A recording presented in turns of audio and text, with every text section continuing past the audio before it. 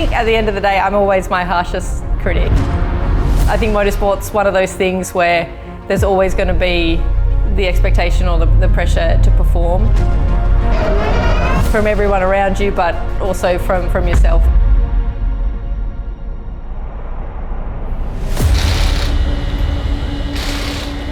It's just annoying when you're a passenger being sent on a Belgium car.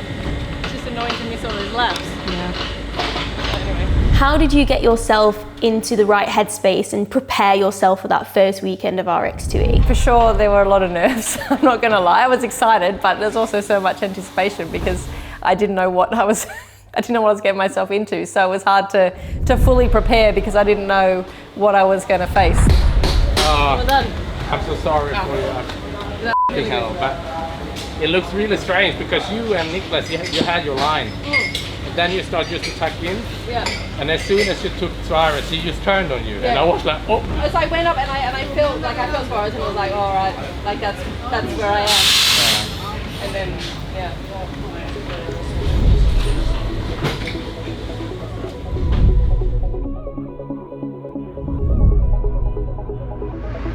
Kevin, my teammate, he's fantastic at dealing with all of that stuff, and he just says pressure is for beer and turbos. So he just he just washes it off straight away. But I think it's about knowing that you're going into this extreme environment and you're going in there to try to push the limits, and everyone wants to win. So that's one of the challenges of motorsport. It seemed like on par, with the others.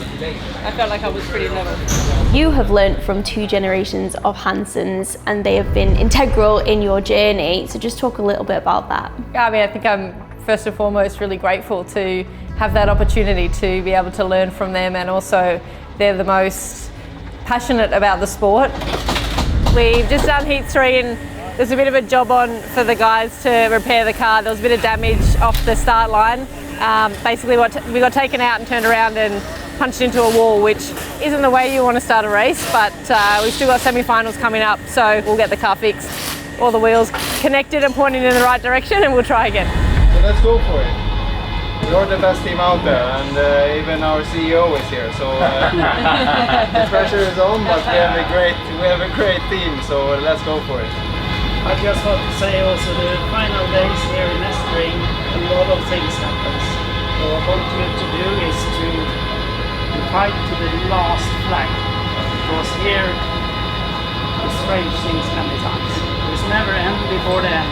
Remember that. Fight to the end. Just also so generous with their time and encouraging and motivating. They want to help me do well, which is lovely of them. And so it's kind of, yeah, I guess you get a bit taken aback at some point because they really genuinely want to help you succeed, but also they're the icons of the sport and they have so much experience. So to be able to just be a sponge, I think, is just ask as many questions, soak up as much as you can, and make the most of that opportunity, because it's not one that comes through your door every day. If you do the undercut, you do it like rotation on the total, and then whoever is there, they will follow you. You need to take charge and decide, be firm, decide what you're going to do when you up the hill, be like, okay, I'm going to go for outside or in, and then commit fully to your plan. Particularly as a woman in motorsport, it can sometimes be difficult to have that sponsorship and to have those people who back you. But you're partnering with E.ON now, and what does that partnership mean for you? E.ON's partnership is a game changer from my perspective. Motorsport is such a tough sport for anyone, and there's so many things that are required to be able to get that seat time, that opportunity to develop. So to have that through E.ON, and E.ON really providing me with that platform, has made it possible. There you go. DC says it's time, and it's time. It's fundamental to this opportunity for me to develop as a driver, and the better we perform on the track, the more impact we can have as well. So I think it's really that two-sided thing. Yes, I want to be out there driving as much as possible. E.ON has given me the opportunity to do that, but also in a way that I know that they're really behind, not just myself as a driver, but people and females in sports, sustainability, sustainable energy, all these things. So I think it's, you really get the sense that you're part of something much bigger than yourself. So that's a pretty special thing to be part of. Pole position is Pablo Suarez. Clara Anderson making a welcomed return to RX2e after great success on the World RX1e stage. Michaela Arlin Kotelinski has struggled a little. She still has a shot at lifting the title and becoming the first ever female driver to win an all-electric series. Philip Turenne is in P4, Molly Taylor is in P5. Red light is showing, we're ready to race.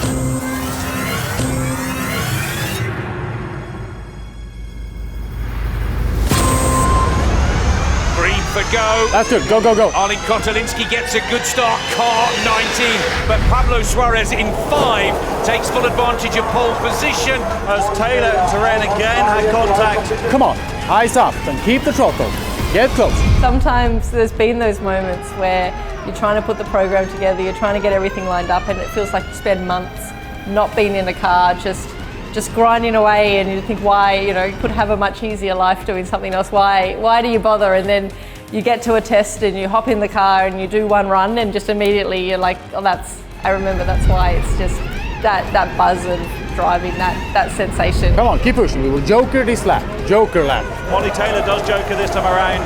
She's learning all the time. Of course, she hasn't been through the joker that many times. That passion and that addiction to that feeling definitely is a huge part of making all the other things worthwhile. And then I think you combine that with a competitive nature and the challenge and also the team around you as well. I think that's one of the really special things about motorsport. Oh, and Taylor's gone off in the first corner. Car crabs on the exit. Eyes up, on the throttle, come on. Wonder if there's damage there, or if it was just sideways from having the car covered in sand and gravel. Sometimes it's the driver that gets more of the limelight, but it really is such a team sport, and to be on that adventure and that journey with everyone, and yeah, the most incredible high that when you have that success, it's amazing how long you can ride that wave through all the other ups and downs that might come. On the throttles, keep smooth transitions. Ingo Suarez, Clara Anderson, Arlin Kotelinski. Oh, Kotelinski clips the entrance barrier. Suarez takes the checker flag. And finish. What is next? What are you chasing now? Some more winning. Some more winning. I mean, Extreme E is still at the very, very beginning of the series. So yeah, we definitely want to put Veloce and Eon at the very top of that championship table. That's the immediate focus. The curb corner looks like it's finally. Yeah. I figure out what to do now. And you have to be really quite aggressive, but I don't know. I think I just overcooked it a bit. The exciting thing for me as well with this new venture into rallycross is I'm at the very beginning of something new again. So you know, hopefully we can progress up through the ranks in that category as well. So I think it's exciting for me to kind of have done quite a lot in my motorsport career, but also be in some ways right at the beginning again.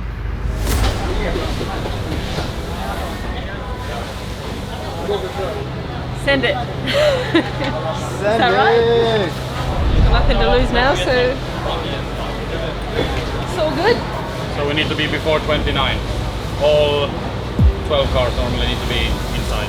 Well, I'm ready. One thing you've always done throughout your whole career is push the boundaries. Is that why RX2e and Extreme E kind of spoke to you and you wanted to take on that challenge because it's more pushing boundaries? Yeah, I think so, completely. I think it's a completely new style of racing, new cars, and I think, you know, we start off driving for the passion of motorsport and that adrenaline rush that we all love, but I think what this represents is an opportunity to be able to take what we love about motorsport but also make it much broader than that.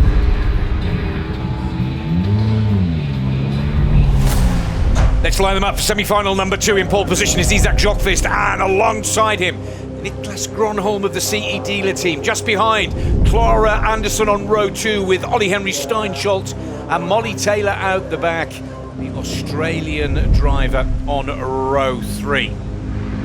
And it's not just about the racing, we're really out there for a larger purpose, and also being able to work with partners like Eon who are really part of that same goal, and how can we use sport and all the things we love, but how can we make it sustainable, and how can we encourage our fans and all the other members of the wider community to come along with us. And you know, we don't have to be boring, we can be, you know, exciting as well as being sustainable. Yeah, I think it's about forging that new path and showing that motorsport doesn't have to be, you know, destructive, and that there is this sustainable path that you guys are able to follow. Quite possibly the greatest test of Isaac Jockfist's career right now. Can he handle the pressure?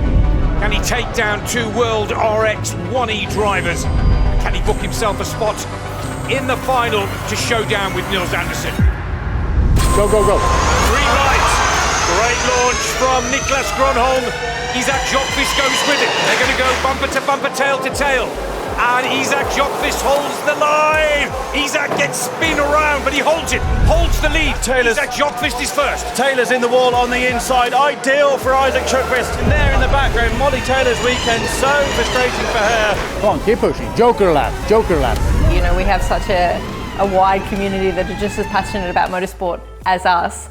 And, you know, through Extreme E, being able to travel to all these locations and learn much more about climate change, about all the issues facing our planet. But I think one of the most inspiring things has been also the education on what the solutions can be and how we can develop renewable energy and how we individually at home can be able to be part of that solution. Heads up here, keep the throttle, on the throttle. There's Clara on the main. Oh! Steinsalt's in the wall on the exit. Oh, and that's Groningen with a puncture. Use the grid, keep pushing, heads up. So it's not all doom and gloom and look at all the issues. It's like, look at all the issues and look how we're going to fix them, and let's spread this message to everyone, and then let's also do some awesome racing. So it's you know, it's pretty special to be a part of, and I think it gives a lot more purpose to my career as well and why I race. It's not just about that passion anymore, it's about taking that platform and being able to do something better with it.